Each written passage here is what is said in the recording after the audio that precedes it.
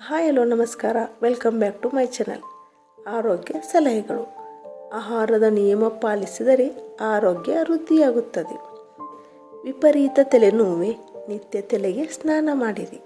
ಸಂಧಿವಾತಕ್ಕೆ ದಿನಾಲು 2 ದಳ ಬಿಲ್ವಪತ್ರೆಯನ್ನು ಸೇವಿಸಿರಿ. ನಿತ್ಯ ನಿಮ್ಮ ವಯಸ್ಸಿಗೆ ಅನುಗುಣವಾದ ವ್ಯಾಯಾಮ ಮಾಡಿ, ಇದರಿಂದ ಆರೋಗ್ಯ ವೃದ್ಧಿಸುತ್ತದೆ. ಆರೋಗ್ಯವಂತರಿಗೆ ತಣ್ಣೀರ ಸ್ನಾನ ಸರ್ವದಾ ಶ್ರೇಷ್ಠ. ನಿತ್ಯ ಮಲಗುವಾಗ ಹದವಾದ ಬಿಸಿನೀರು ಸೇವಿಸುವುದು ಉತ್ತಮ. ಅರಿಶಿನ, ಬೆಲ್ಲ ಸೇರಿಸಿದ ಹಾಲು ನೆಗಡಿ, ಕೆಮ್ಮು ನಿವಾರಕ. ಸ್ವಲ್ಪ ಎಳ್ಳು ಎಣ್ಣೆಯಿಂದ ಬಾಯಿ ಮುಕ್ಕಳಿಸಿದರೆ ಧ್ವನಿ, ಬಾಯಿ ರುಚಿ ಉತ್ತಮವಾಗುತ್ತದೆ. ಅಭ್ಯಂಜನ ದೇಹಕ್ಕೆ ಪುಷ್ಟಿ, ಕಣ್ಣಿಗೆ ತಂಪು, ಚರ್ಮಕ್ಕೆ ಕಾಂತಿ. ಹಣ್ಣು ಶುದ್ಧಗೊಳಿಸಲು 5 ರಿಂದ 6 ತುಳಸಿ ಎಲೆ ಹಾಕಿಡಿ. ಊಟದ ಮೊದಲು ಸಿಹಿ ಹಣ್ಣುಗಳು, ನಂತರ ಹುಳಿ ಹಣ್ಣುಗಳು ಜೀರ್ಣಕ್ಕೆ ಉತ್ತಮ.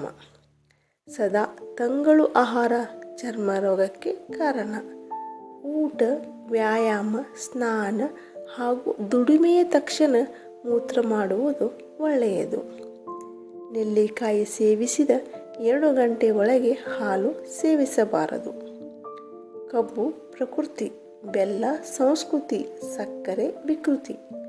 ಬಾಯಿಯ ಹುಣ್ಣಿಗೆ ಕೊಬ್ಬರಿ ಮತ್ತು ಗಸಗಸೆ ಮೆಲ್ಲಿದರೆ ಹುಣ್ಣು ಮಾಯ.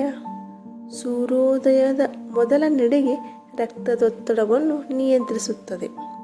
ಮೂಗಿನಲ್ಲಿ ರಕ್ತ ಸೋರಿದರೆ ಹಸಿ ಕೊತ್ತಂಬರಿ ರಸ 4 ಹನಿ ಹಾಕಬೇಕು. ಕರಿಬೇವು ಬೆರೆಸಿದ ಮಜ್ಜಿಗೆ ವಾಂತಿ ಭೇದಿಗೆ ಹಿತಕರ. ಕಾಲಿನ ಆನೆಗೆ ಉತ್ತರಾಣಿ ಎಲೆಯನ್ನು ಅರಿಶಿನದಲ್ಲಿ ಅರೆದು ಲೇಪಿಸಿ. ಅಡಿಕೆ ಸೇರಿದ ತಾಂಬೂಲ ಸೇವನೆ ಜಂತುಹುಳ ಬಾಧೆ ನಿವಾರಣೆ. ಸುವರ್ಣಗಡ್ಡೆ ನಿಯಮಿತ ಬಳಕೆ ಮೂಲವ್ಯಾಧಿ ನಿವಾರಣೆ. ರಕ್ತಹೀನತೆಯು ನಿಧಾನವಾಗಿ ಕೊಲ್ಲುವ ಒಂದು ಪಿಡುಗು. ದಾಳಿಂಬೆ ಮತ್ತು ಅಂಜೂರದ ಹಣ್ಣು ರಕ್ತಹೀನತೆಯನ್ನು ನಿವಾರಿಸುತ್ತದೆ.